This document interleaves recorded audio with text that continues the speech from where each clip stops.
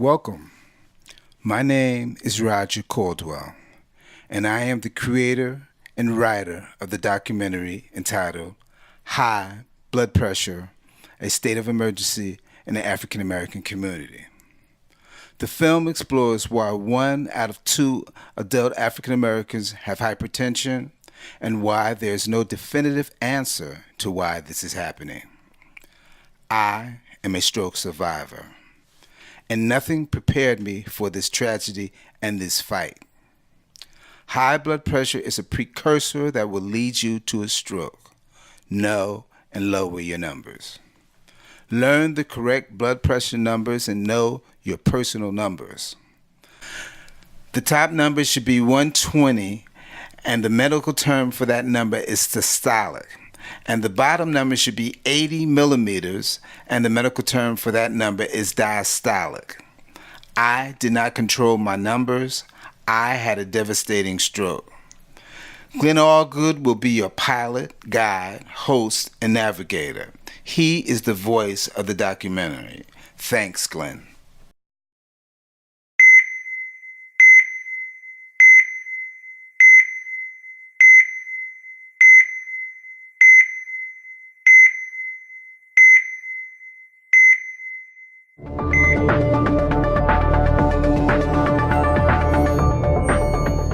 Healthcare and health in America is the most important and significant topic in the news today. Millions of Americans take medication to lower their blood pressure. We're back now with an amazing advance in treating the most common form of stroke. But the fact is, almost 75% of older adults have a chronic sickness, and our society is not well. High blood pressure or hypertension is a precursor to strokes and a crisis in the African American community. Strokes are considered the silent killer. A stroke is an interruption of blood circulation to a part of the brain. The blood is necessary to supply the brain with nutrients. When it's interrupted, you can have death of those cells in that part of the brain, and you can have a physical manifestation such as weakness of an arm, inability to walk, slurred speech, visual disturbance. As that patient presents with their symptoms, a bunch of questions are asked. When did it start? What is your history? And what are your major symptoms? If it is time-sensitive activity, most places will have specific time that we expect these tests to be not only done, but resulted. And our hope is that once you show up to our emergency department, within an hour, we have the medicine being administered to you. If you have facial paralysis, if you seem disoriented, if you're not sure what's going on, get yourself to, and they tell you to go right away to the ER, because those first 3 hours are crucial to your well-being and your quality of life afterwards. Time is brain tissue. That's what we say. And what that means is the more time you wait, the more brain tissue dies. The more time you wait, the less brain tissue can be recovered. Some of the general outcomes after you have a stroke, or the deficits after you have a stroke, you'll have some weakness on usually one side. Sometimes people have problems thinking, communicating. They also often have problems with balance, coordination, walking. In general, it can affect the way they move around their environment and the way they communicate with others. And that's what we treat in rehab. We see it all the time.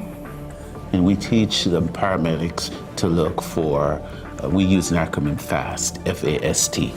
And the F is for facial changes. A slurred twisting of the jaw, inability to smile, to close your eyes.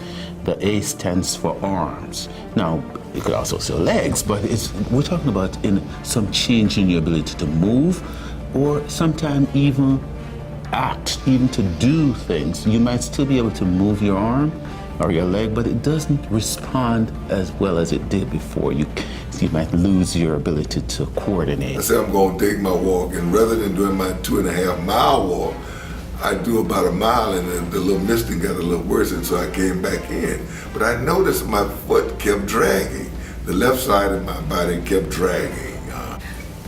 I felt like I had the flu, which is a typical normal reaction to have, but it was combined with weakness on one side of my body, which is very typical of a stroke. The S is speech, and that is something that a lot of people will recognize. Sometimes it's not slurring of your speech, but your inability to speak, to say what you want to say. Now, speech is two things. Speech is also not just what you deliver. Speech is your ability to understand. So the people might be able to just be confused. They can't understand what you're saying. So I went home, and on the plane back from Maryland to Orlando, I had a massive stroke. And I didn't know what it was. And when you don't know what is going on, all you're trying to do is get through what you're getting to. And so I landed the sky cap. I stumbled off the plane. Part of the aftermath of a stroke is my balance. Equilibrium is not the greatest. And so I put me in a wheelchair, and he never said a word to me. And they dropped me curbside outside of OIA and left me there, and I was dying. And I had my cell phone. I called my wife. I could barely talk, and I finally said, "Help me, not good." And she lost her mind.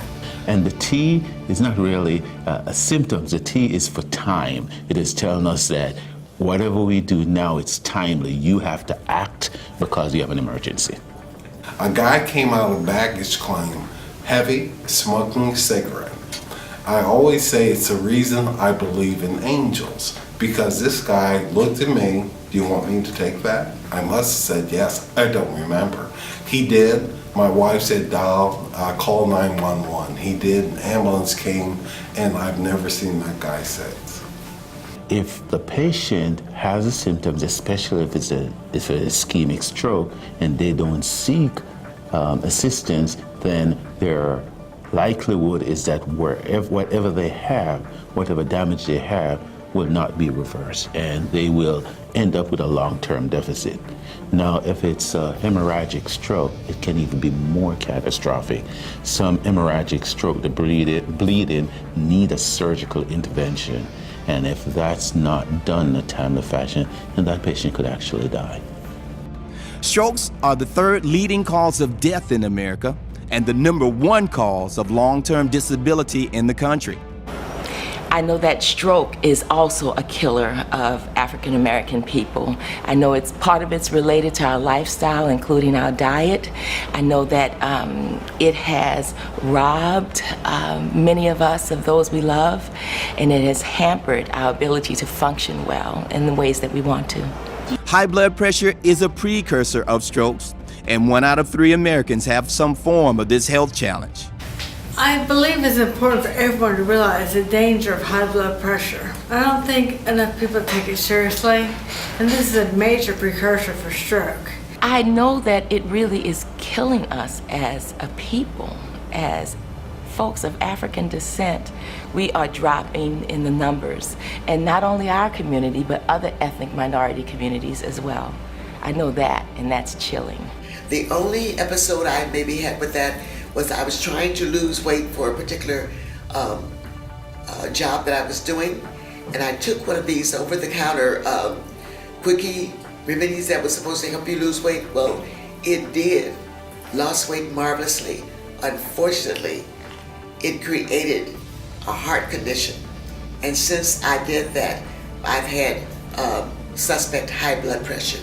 I had high blood pressure, but all the people I worked with in news had stress and high blood pressure as well. So I thought that was part of the job. In the African American adult community, 1 out of 2 have some form of high blood pressure or hypertension, which is a crisis and an epidemic. High blood pressure is the #4 killer of African Americans in the state of Florida. Heart disease is #1, but high blood pressure is #4. And when you look at soul food, you look at the traditional ways that we've eaten over many, many years, we've become immune to taking in so much salt, and it's created problems. The nicotine in cigarette smoke is the problem. It raises your blood pressure, it raises your heart rate, it narrows your arteries and hardens their walls. Some of the factors which can contribute to high blood pressure include obesity, lack of exercise, a diet high in salt, a diet with high levels of saturated fat, and heavy drinking of alcohol. Most illegal drugs can have adverse cardiovascular effects, ranging from abnormal heart rate to heart attacks. Injecting illegal drugs also can lead to cardiovascular problems. You know, one of the reasons why people have strokes is because they don't go get their physicals. Black folks don't go to the doctor. This is the doctor who? Although we should, because of hypertension and diabetes being so rampant in our community. My father was actually very skeptical of doctors. He thought that sometimes they would like to say things are wrong with you just so that they can get paid. Because when you have insurance and something's wrong with you and all this is wrong with you, well, now they're getting paid for doing this test and that test. Especially all men are not as concerned about a little thing like your blood pressure. You know, in our African American society, we're very symptom driven. If we feel okay, then we're okay. If we don't feel okay, then we go to the doctor. High blood pressure, hypertension is called a silent killer because a lot of times you feel okay. The problem is that you're having damages that are being done every day, a little bit at a time, and by the time you feel bad, it is so late because you've had damages. It doesn't have to be a stroke. It could be kidney damage. It could be visual disturbance. It could be a heart attack. And we need, in our society, in our community, a little bit more attention to screening and educating people to know, especially, what does high blood pressure mean? I talked a good game about exercise, but I didn't. I talked a good game about dieting, but I didn't. So, I've realized something. Black women don't like to exercise. Myself included sometimes. African Americans are more likely to have a stroke than any other racial group in the country. To date, the number of blacks diagnosed with high blood pressure is double that of whites, and researchers do not have a definitive answer as to why this is happening. Some say hereditary, others say stress, and others say lifestyle. There is definitely an acute health issue in the African American community. There's not enough people in the African American community discussing this problem with a sense of urgency, and this is the goal and purpose of this documentary.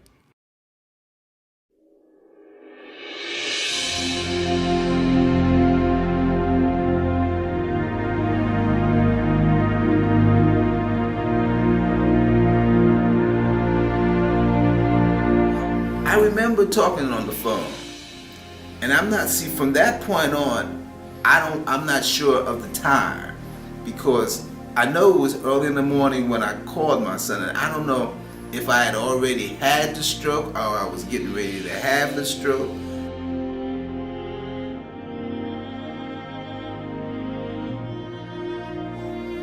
And as I began to walk, my left side of my body would dip. And that's why we call it kind of like a pimp walk. You know, my left side would dip in me. And he said, "Reverend, I believe you've had a stroke."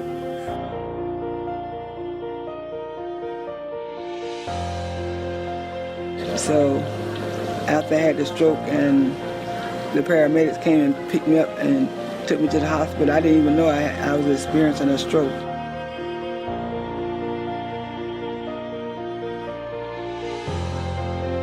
I remember being in the hospital right afterwards, and I didn't find out until 6 months later that I had been in a coma for 2 days. Didn't know that.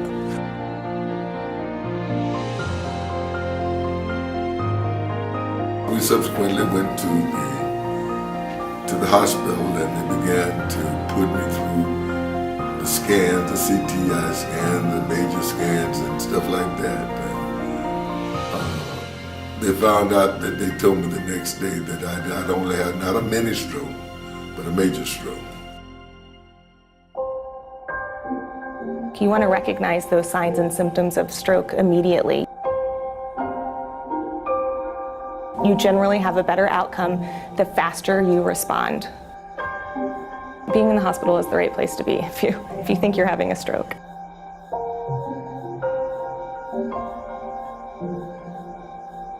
A person can fully recover from a stroke if it's a more mild stroke. Now, the more severe strokes, that's when you'll see the residual deficits, and although it helps to get to the hospital really early, the severity of the stroke is the severity of the stroke. But getting to the hospital early can help to prevent further damage to the brain.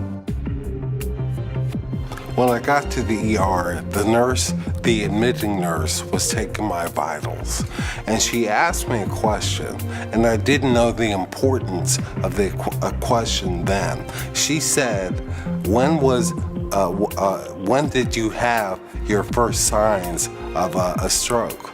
I said, 2 days ago. And she went, what I found out later is if they have what they call clot-busting drugs that they can give you within 3 hours of having symptoms, which help mitigate the damage of a stroke. And I've gone way past that time. Sometimes people have mini strokes. Is that what they're transischemic attacks, or TIAs.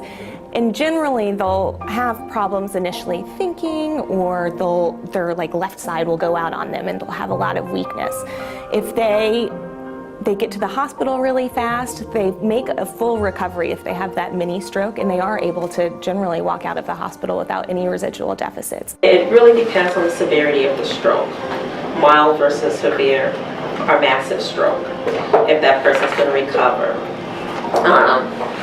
It ranges for an individual, that recovery, but there are patients that go back to the day-to-day routine. They may have some subtle difficulties. They may have some difficulties that you or I may not notice if we hadn't seen that person before, but the family member may say that there's a slight difficulty in this area of that person, but it's very surface level that you really cannot tell if you did not know that person beforehand.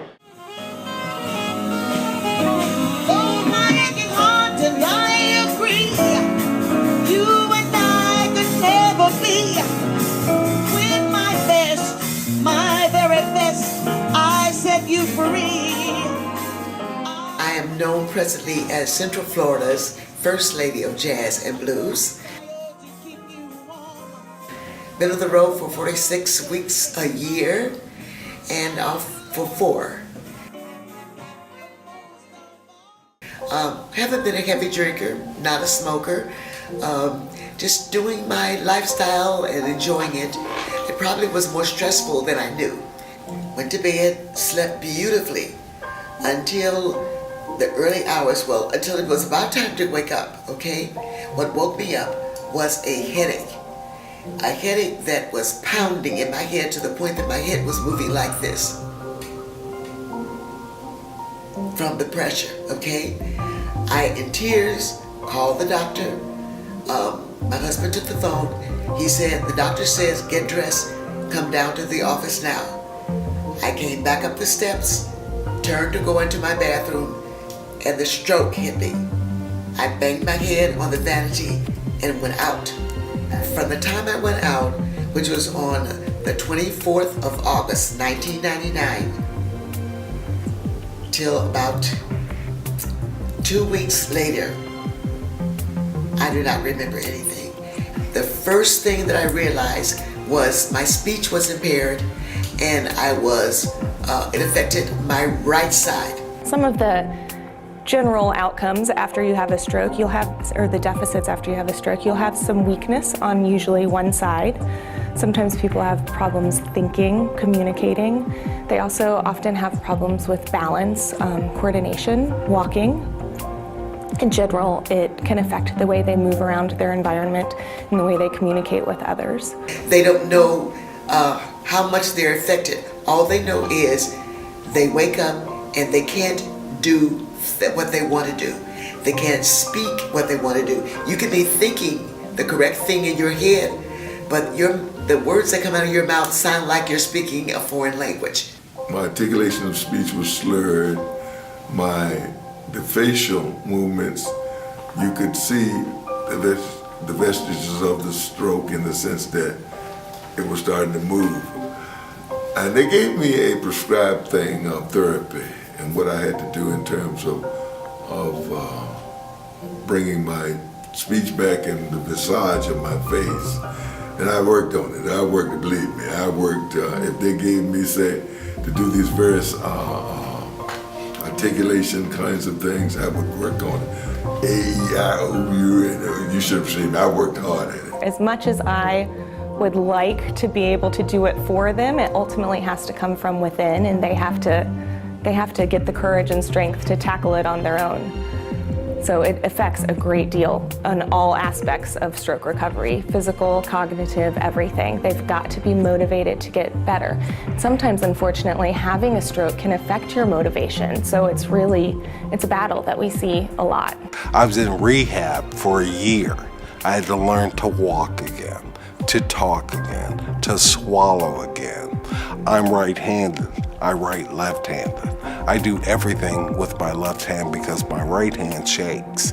Obviously, a stroke's going to affect the left side or the right side of your body, depending on when you had your stroke. And the same with, legs and arms and things like that. You have to relearn how to write, how to eat, how to dress yourself. All of those things have to be almost relearned, even though you have some idea of how it's happening. We've seen residents with word finding problems, so speech therapy works with them, and we just do recall over and over and over. Read this word, what is it? Just practice. So that's what we worked on then, all right? Getting my speech back, getting me flexible and able to move, be ambulatory on my own, getting my coherency down, all right? That I would know what I was going to do, be able to go and do that, and then come back and connect with what I was doing before.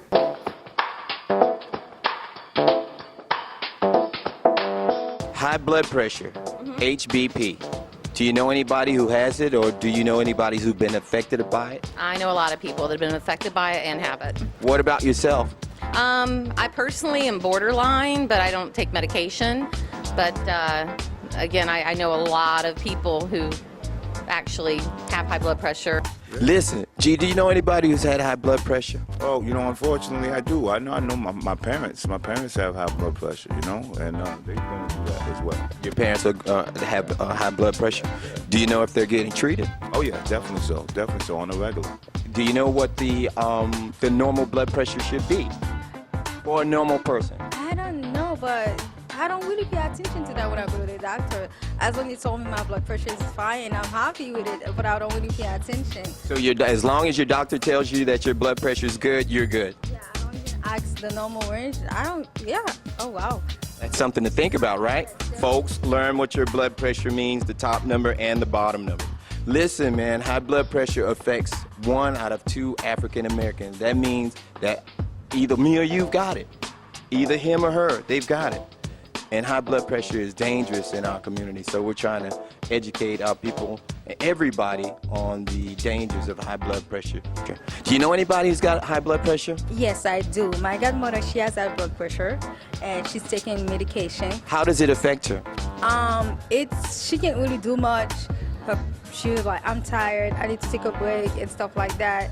Man, as you sit here, I mean, this is like our shrine. This is where we get together in barbershops and we talk, man, and we lay everything out as African American men.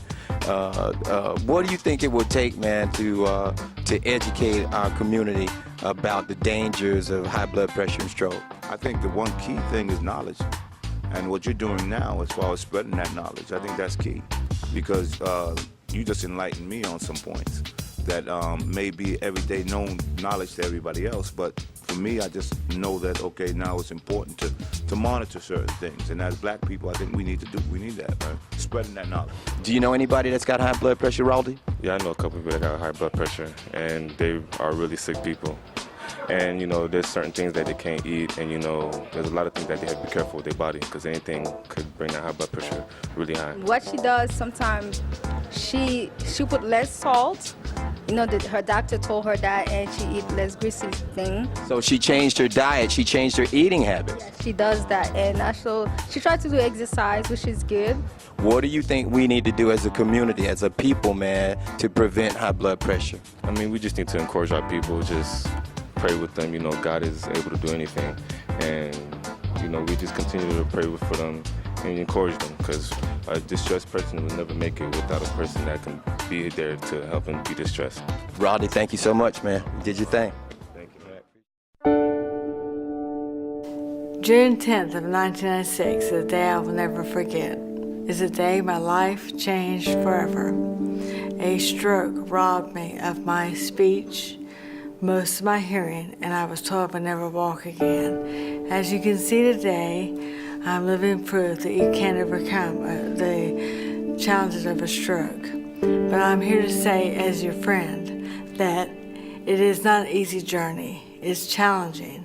So my first and foremost is to teach you how to avoid a stroke. And then secondly, to encourage you that if you do know someone or if you've had a stroke, that you can recover. There is hope after stroke. There is life after stroke. It was by the grace of God and the incredible faith that I had instilled in me as a child that I took my faith and belief in God that He had a plan for my life, a purpose, which I now came to realize that this stroke became a gift. At first I didn't see that. I was angry and I had a lot of questions. I was unsure if I wanted to even live anymore. And I think a lot of people, that's natural for them to go through. But I had to dig deep and realize that God had a special plan for my life. And so now I have devoted my life and my career to helping my fellow stroke survivors throughout the world. And I've impacted people with my story of hope and encouragement that you can overcome a stroke if you just find a fire within and you really trust our Maker who has given me life after a stroke.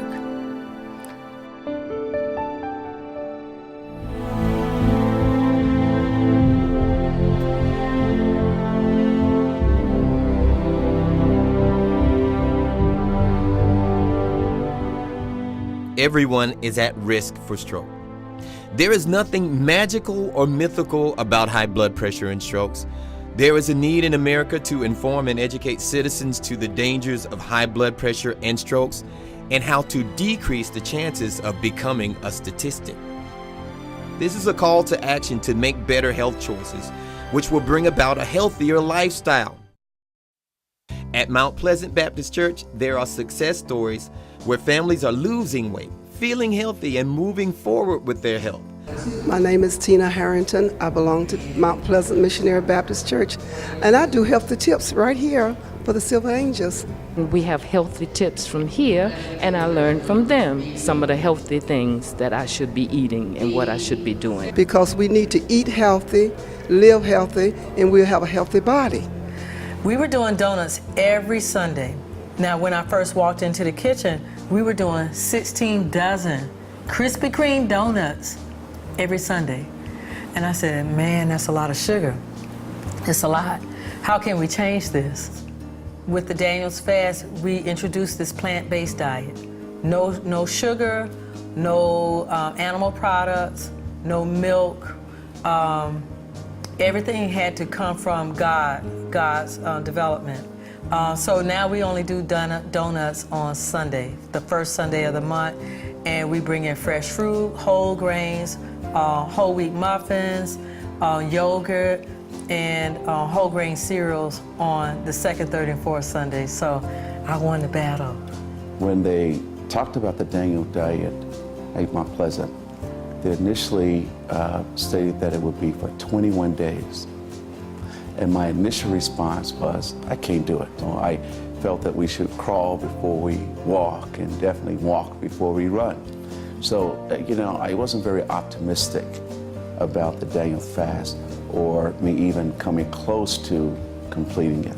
So I encourage the fast at any given time with people. When people are looking for a way, a strategy, a new way of eating, a new way of shopping, I said, go back to the Bible and look at what God has already given you. It's always been there. The Daniel's fast was a very success for many of our church members, but particularly for me. But we started buying more vegetables and fruit. We started shopping at the Whole Foods store. We started watching our diet. And one of the things that we did do, we started looking at the calorie intake. We started looking at, what's in the food, the ingredients. We started, my wife and I, one of the things that we discovered was gluten. The shortcut doesn't work. You gain the weight back. You go back into that same old habit. But it's a journey, it's a lifestyle, it's a process. And I want you to engage in a process that stick over a lifetime. Now your husband will change and the children will change and you will see longevity in the entire family. So it's a process, and if you can convince them that this is a journey that you have to go through, then you can get people more engaged. But this was our second time around. The church last summer, while my husband and I were away, did a Daniel fast before. And we could see that when we came back, folks were leaner and more fit and talked about having more energy. So with this being the second time around, we had already seen some benefit as a church. The Daniel's fast was a very success for many of our church members, but particularly for me. Having the hustle and bustle of everyday life, trying to get in the gym after work. Occasionally I would do it, but I wasn't not losing the weight that I felt that I needed to lose. One of my problems was my stomach. I wanted to lose my stomach. And getting of age, one of the things that I always said, if I can just lose the stomach, it was the hardest thing to lose in the gym. Well, I accomplished that with the Daniel's fast, by eating properly and watching my diet, and particularly intake of sugar, because I have a sweet tooth. Inside each one of us is the indomitable human spirit where a spark can be ignited to take action. By making healthy choices, we will empower and enhance the magic of living. I've been truly blessed to be where I am today. Some people say I'm a miracle. People who saw me when I first had my stroke say I'm a miracle. I'm walking, I'm doing everything that most people do. But what people don't see is the back end of my life. It's always a struggle. I mean, you have to always be conscious that you're gonna have all kinds of, your body some days is just not gonna feel good and you're not gonna feel like getting up. Even though you don't feel like getting up, the whole goal is you gotta keep pushing. One of the things that I do is I go to the gym and I walk almost every single day. And some days my legs are tight and I don't feel like moving, but I get up and make a move anyway. So currently, my current therapy, I find that being on the road, speaking, helping other people, walking up and down my staircase in my house, all these are everyday forms of therapy. Speaking is a great source of learning how to learn to speak again. Many people, when they first hear their voice after a stroke, they don't want to talk. I didn't. It's like, ugh, I sound terrible. But the more you talk, the better you become. It's like anything, you have to practice it. And the walking to the airport, is all part of therapy. Everything, if you can look at it as a day of therapy. Living life is therapy. You just have to view it as such and know that you're constantly working towards getting better. When a person has a stroke, you want the world to stop and wait for you. It doesn't. It goes on. And you think, how can it go on when you are busy getting yourself back together and you're pretty solid and you're kind of trying to get everything back the way it was. Meanwhile, life, June, July, August, it goes on. It doesn't stop for you. You find that out the hard way. Being prepared for a stroke. Are you ever prepared for it? There are things you can do that raise your chances to avoid having a stroke. Exercise, being in shape, eating the correct things. I wouldn't wish a stroke on my worst enemy. I wouldn't. Having a stroke is a bad thing. But it's not the end of the world. You can kind of control it two ways. Exercise and losing weight is a good way, or drugs. Either way, sometimes together, both of them, but either way, do it. Because you have to control it. You have to be in charge of it, otherwise you ain't gonna be here long. Here, I always say this, these are the cards I've been dealt. Let's play cards. I see a lot of devastation, a lot of heartache with people who are dying from diabetes and hypertension and stroke and nutrition-related diseases. I see it all the time. And I feel that God put me on this earth to help people create that lifestyle change. And especially as an African-American dietitian, if I don't create the change in my community, who will? One of the problems with African Americans, we do have high blood pressure, diabetes at an alarming rate. I witnessed that with immediate family members. I also witnessed that through a very good friend of mine who's a doctor in North Carolina, and he actually makes a living off of treating people with high blood pressure, with diabetes, having to cut off limbs. And that's a direct result of poor eating habits. I know that it really is killing us as a people, as folks of African descent. We are dropping in the numbers, and not only our community, but other ethnic minority communities as well. I know that, and that's chilling.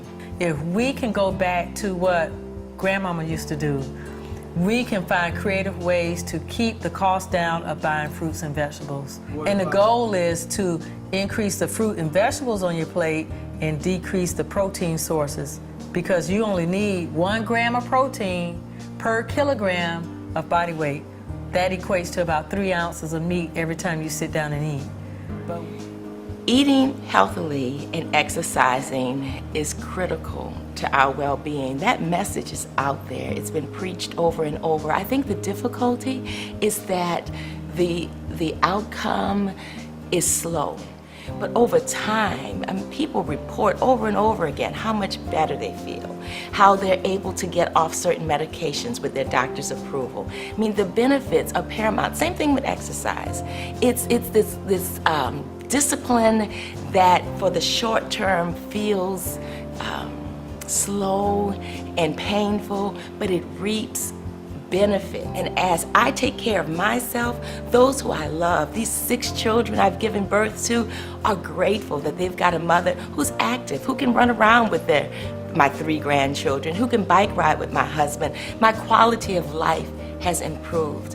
Ebony is leading the way, and we are turning that thing around. We're finding healthy options that we are enjoying. The way one person can make a difference in their community is by spreading the message. Just talking about what has been helpful for that person as we talk with a neighbor or friend makes a huge amount of difference. There are a lot of healthy alternatives if you look for them, if you talk to someone who can give you ideas. Well, one of the things that I also learned was that you can still eat healthy if you cut out a lot of the unnecessary things from your diet, such as sweets, such as sugars. I think we are creatures of habit, foods that we were raised up on, and it probably even goes back to slavery. You know, when we were giving, the scraps from the pig, and we were able to create meals from the scraps, the pig feet, the pig tail, and, eating everything on the pig, nothing left out, nothing left over. Having insight now on what's good for me and how I feel when I eat properly, that's my motivation to stay on course. My challenge is, I love chocolate. I love potato chips. But every now and then I treat myself. But I'm determined to spend more days eating properly than improperly. You know, we see people with conditions, we see people with problems, medical problems, that we pretty much count off as being a symptom of Black men or African Americans. But I think that's something that we could change overall once we become more educated or more conscious about our health. But as an African American, I think that once we make a conscious decision that we are willing to change our diet in order to change some of the stereotypes that's said about us as far as our health, and then we'll be able to make an impact on everyone in our community as far as the African American male is concerned. The foods you eat are incredibly important. Now, I'll be the first to tell you, you'll see me out, I'm eating pizza. I love pizza, but everything in moderation. You don't want to, you want to select your foods carefully and have your splurge day, the days that you go off the wagon. Predominantly, you want to stick to fresh fruits and vegetables. You want to stick to things like raw nuts to keep around close by so you can always keep your metabolism level. There's different things that help the body to run at its maximum capacity. So I think, subconsciously, we have to remind ourselves that there's something that we can do. Even if it's walking, even if it's doing 10 jumping jacks, even if it's doing 10 push-ups at a time, in order to exercise, in order to make ourselves more healthier, that's something that's a place to start. You got to put it on paper. Examine yourself on paper, write it down, and look at yourself and say, what am I doing wrong? What am I doing right? And how can I just shift the way I'm doing things? You can make time. We have all the time in the world, but God only gave us one body. We only have one way to get it right. I encourage you, if you do know someone or if you've had a stroke, that you can recover. There is hope after stroke. There is life after stroke. It was by the grace of God and the incredible faith that I had instilled in me as a child that I took my faith and belief in God that He had a plan for my life, a purpose, which I now came to realize that this stroke became a gift. At first I didn't see that. I was angry and I had a lot of questions. I was unsure if I wanted to even live anymore. And I think a lot of people, that's natural for them to go through. But I had to dig deep and realize that God had a special plan for my life. Look what it's done in the 12 months from my retirement. I've gone through a stroke. I've gone through this transformation to where I am today. It's people who say, you didn't have a stroke. Oh, yes, I did. I've literally been to hell and back. But I'm here to do this and to share in this documentary because I just thank God for using me to be a poster child, if you will. No, I wouldn't wish this on anyone, but guess what? It happened to me. It can happen to you. And if it does, be strong and live your life and make it sort of your job to be healthy and to live long and have that speed bump be just that, a speed bump. It is up to us, and that means your family, race, and country to will the unimaginable into existence. Start the conversation in your community about high blood pressure. Know your numbers. Go to the doctor. Take your medicine. Take your medicine. Take your medicine. Exercise and eat healthy. It is time to take action and get involved. Join a support group. Start a support group. Talk to your family. Make lifestyle modifications and initiate a conversation.